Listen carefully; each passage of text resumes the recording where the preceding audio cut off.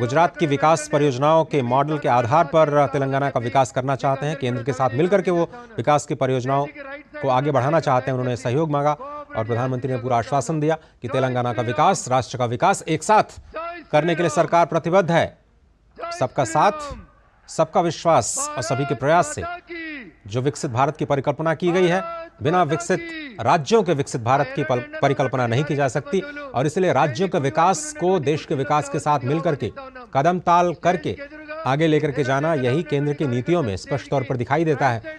और जो परियोजनाएं आज समर्पित की गई हैं तेलंगाना राज्य के लिए, वो न केवल तेलंगाना बल्कि जो पड़ोसी राज्य हैं कर्नाटक, महाराष्ट्र, उनके साथ तेलंगाना की कनेक्टिविटी, क्योंकि साउथ इंडिया का गेटवे कहा जाता है तेलंगाना को, वहां का प्रवेश द्वार कहा जाता है।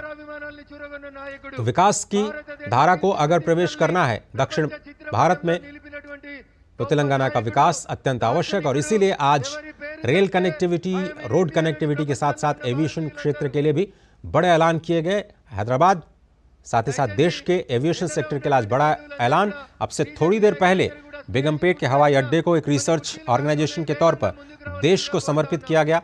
साथ ही साथ 3 NH की परियोजनाओं को राष्ट्र को समर्पित किया गया, जो कर्नाटक, महाराष्ट्र और तेलंगाना के बीच कनेक्टिविटी को बेहतर करने के लिए अहम भूमिका निभाएंगी। और आप देखिए कि किस तरह से लोग अत्यंत गर्मजोशी के साथ प्रधानमंत्री का स्वागत करते हुए लगातार दूसरे दिन तेलंगाना की जनता में भारी उत्साह।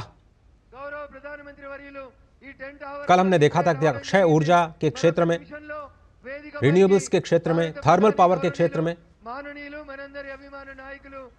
वहां पर आदिलाबाद में कई परियोजनाओं का शुभारंभ किया था।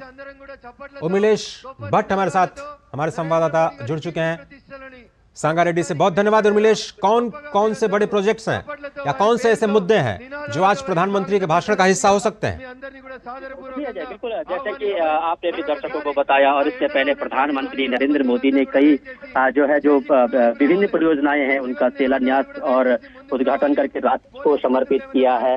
ऐसे में कह सकते हैं कि आज तेलंगाना को एक बहुत बड़ी सौगात प्रधानमंत्री नरेंद्र मोदी की द्वारा दी गई है, जिसमें कि जो उड्डयन, नागरिक उड्डयन जो अनुसंधान संगठन केंद्र है उसका उद्घाटन किया गया है। ये लगभग 350 करोड़ के जो लागत है उससे निर्मित किया गया है, जिसमें कि अंतर्राष्ट्रीय स्तर का जो है ये एक अनुसंधान संस्थान रहेगा। साथ ही जो है रेल और सड़क परियोजनाओं का भी प्रधानमंत्री नरेंद्र मोदी ने कुछ देर पहले जो है उद्घाटन और शिलान्यास करके राष्ट्र को समर्पित किया है। अगर सबसे बड़ी बात की जाए तो प्रधानमंत्री अभी जनसभा में पहुंचे और एक बड़ी जनसभा यहाँ पर है। और जैसे कि हमारे दर्शक भी देखे होंगे कि प्रधानमंत्री जनता के बीच से अपने सिर परिचित अंदाज में गए हैं।